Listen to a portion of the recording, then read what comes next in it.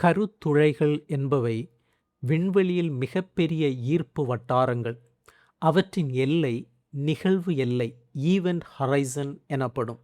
இந்த எல்லைக்குள் எதுவும் ஒளி கூட வெளியேற முடியாது. கருத்துளைகள் நட்சத்திரங்கள், கோள்கள், முழு விண்மீன் தொகுதிகளையே விழுங்கும் சக்தி கொண்டவை. இந்த அவதானிப்புகளின் அடிப்படையில் விஞ்ஞானிகள் ஹோலோகிராஃபிக் கோட்பாடு என்னும் புதிய கருத்தை முன்வைத்துள்ளனர்.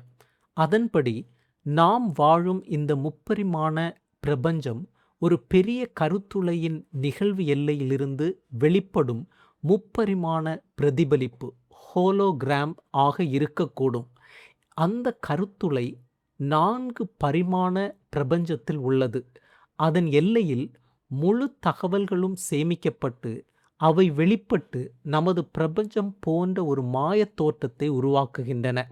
இந்த கருத்து மிகவும் பழமையான அத்வைத வேதாந்த தத்துவத்தை நினைவூட்டுகிறது. நாம் காணும் இந்த உலகம் மாயை, அதாவது இது ஒரு பொய் அல்ல, ஆனால் முழு உண்மையும் அல்ல, ஒரு பிரதிபலிப்பு அல்லது கனவு போன்றது. ஒரே ஒரு பரம்பொருளே உண்மையானது, அதுவே பிரம்மம்.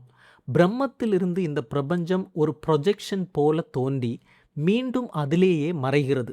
இந்த 2 கருத்துக்களுக்கும் இடையே உள்ள ஒற்றுமை குறிப்பிடத்தக்கது.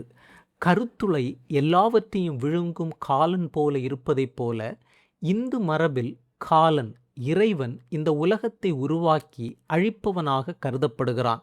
பண்டைய இந்திய முனிவர்கள் கருத்துளைகளை பற்றி அறிந்திருக்க வாய்ப்பில்லை.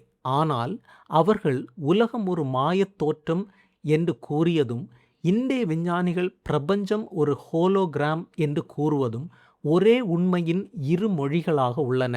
இதன் மூலம் மனிதன் மனத்தின் ஆழமான உள்ளுணர்வும் நவீன இயற்பியலின் கணித முடிவுகளும் ஒரே திசையில் செல்வதை காணலாம்.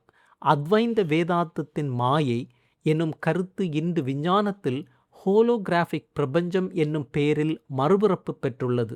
இதுவே பழமையான ஞானத்திற்கும் நவீன அறிவியலுக்கும் இடையே உள்ள ஆச்சரியமான இணைப்பாகும்.